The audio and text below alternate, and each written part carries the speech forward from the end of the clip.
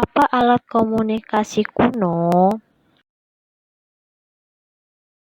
juga menjadi sebuah alat komunikasi tradisional. Beduk terbuat dari bahan kayu dan kulit kambing. Kulit kambing tersebut terletak pada permukaan beduk yang nantinya akan dipukul menggunakan tongkat tumpul atau pemukul beduk. Beduk di Indonesia digunakan untuk menandakan bahwa telah masuknya waktu sholat sebelum azan berkumandang. Muadzin biasanya akan memukul beduk terlebih dahulu. Irama pukulan beduk untuk azan juga berbeda dengan pukulan beduk biasanya. Beduk tidak hanya digunakan di Indonesia saja, di Jepang juga ada alat yang seperti beduk yang bernama wakaido. Namun tertentu menggunakan berbeda dengan yang ada di Indonesia. Rakyat juga dijadikan sebagai alat komunikasi pada zaman dahulu. Cerita rakyat ini bertujuan untuk menceritakan kisah-kisah terdahulu yang ada di kehidupan suatu daerah. Kisah ini biasanya juga menyelipkan pesan moral bagi anak-anak selalu melakukan perbuatan baik dan menghindari yang buruk. Selain itu, cerita rakyat ini digunakan untuk menyebarkan banyak manfaat seperti mengendalikan sosial, menguat adat, mengenal norma yang ada di masyarakat. Setiap daerah yang ada di Indonesia memiliki cerita rakyatnya masing-masing yang menarik dan memberikan banyak pelajaran. Contoh beberapa cerita rakyat yang dikenal seperti Bawang Merah dan Bawang Putih dari Riau, Timun Mas dari Jawa Timur, dan Runtung Kasarung dari Jawa Barat.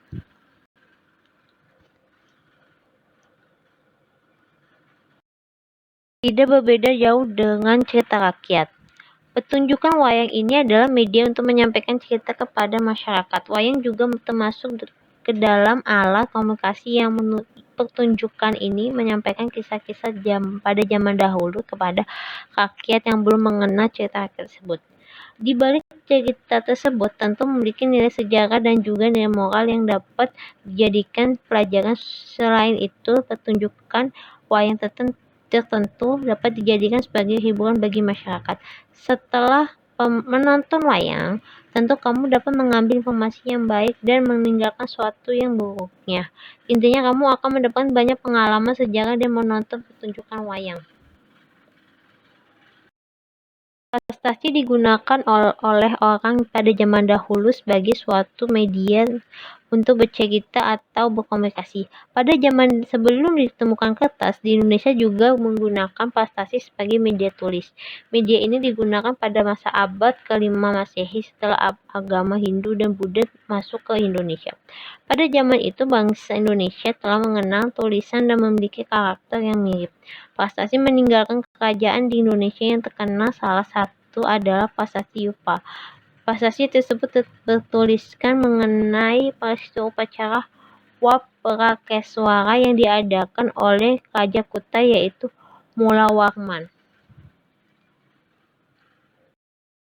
Pada zaman purba, orang-orang menggunakan lukisan sebagai alat untuk berkomunikasi. Lukisan ini digunakan untuk bercerita sebuah kejadian pada waktu itu yang dialami oleh seseorang. Biasanya orang pada zaman purba melukis apa yang mereka lihat dan alami dengan media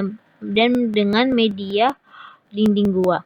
Di Indonesia juga memiliki beragam lukisan yang ada di dalam gua yang juga berasal dari zaman purba. Contoh lukisan purba yang ada di Gua Lelang-Lelang yang saat ini telah menjadi taman prasejarah.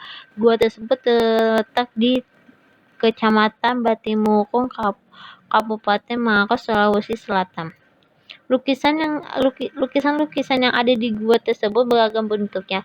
Salah satunya adalah gambar telapak tangan yang diperkirakan oleh arkeolog bahwa telah berusia 5.000 tahun. Selain itu ada juga lukisan seperti babi, rusa, dan juga mata tombak berwarna merah.